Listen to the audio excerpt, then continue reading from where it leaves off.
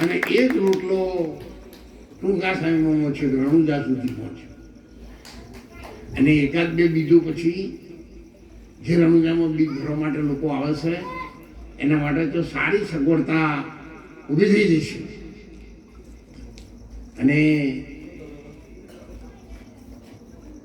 આપ સૌને નાવા ધોવાની રહેવાની, ગુજરાતી ભાઈ બહેનોને પડતી તકલીફો દૂર થઈ જશે.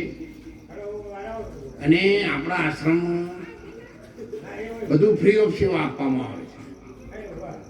જે ગામની અંદર હું જાઉં ને કોઈ આપે એ બરાબર છે, બાકી સ્થળ ઉપર આપણે કોઈની પાસેથી કશું ફંડ ફાળો પાવતી મૂકે એવું કદી મેં મારા જીવનમાં રાખ્યું નથી. અમદાવાદ સવારે હું ગયો હતો એટલે એક ભાઈને શેઠે મળવાનું હતું એટલે મળ્યો. એટલે એમને મેં વાત કરી એટલે કે મારા જમીનના પૈસા કદાચ ચાલવાના થશે ને તો બધા હું આપી દઈશ, તમે એના માટે પૂરી કહેશો.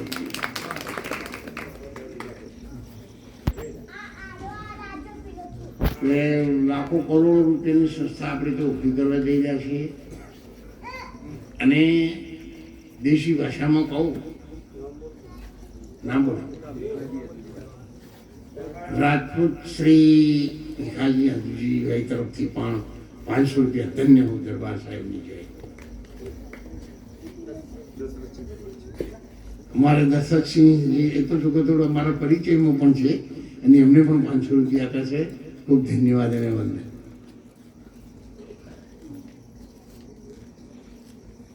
એટલે સપોર્ટ ખૂબ સારો છે.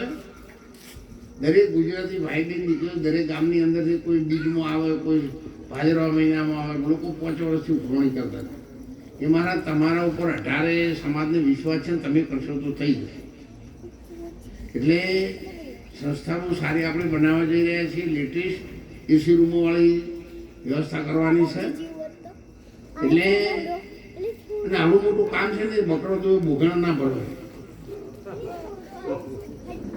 પણ આપ સૌનો અંતરથી અવાજ થઈ જાય ભગવાન આપણા ગુજરાતીઓ પડતી તકલીફો રણુજામાં દૂર થઈ જાય અને આ કામ સારું થાય છે. એટલું જો તમારા અંતરમાં બેઠો બેઠો ભાવના થશે ને તો પણ એ આશ્રમ થઈ જશે. અને તમે દાન કશું ના આવ્યો પણ તમારા મનમાં ઉત્તમ વિચારો રાખો ને તો પણ ઘણું સારું છે.